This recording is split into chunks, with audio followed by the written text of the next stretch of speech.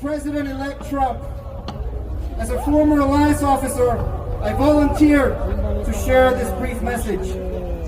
What would you have done if the opposition party had impeached 22 government officials within the first 2 years of your term?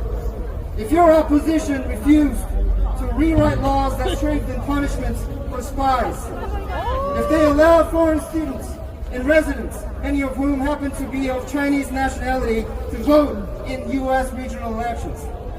Here in Korea, we're still engaged in a fight of ideas.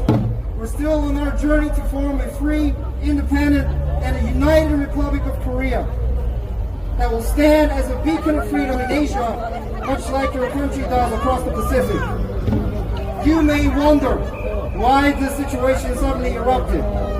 Reporters often focus on the emotional shocks, but they fail to see the persistent actions that have threatened the very fundamentals of our democracy. One may question if the martial law was the best choice. The real problem is the weakening of fundamental liberal democratic values. Our electoral system has been found to be corrupt, unchecked, and lacking transparency according to our auditing and intelligence agencies. Our national defense and intelligence capabilities have been systematically weakened. The impeachment process did not strictly follow established rules. Mr. President, the people who have gathered here remember and cherish the alliance forged in the spirit of freedom and independence from communism.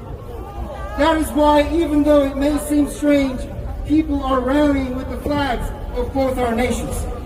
I know from experience how fundamentally valuable our alliance is. We stand together, shoulder to shoulder, against common threats, and have worked resiliently to overcome challenges, both internal and external. Please strive to understand why we have gathered here and why President Yoon Suk-yeol is fighting alongside the free people of Korea. We urge you and the United States of America to stand with us in our pursuit of freedom, justice, and a united Republic of Korea.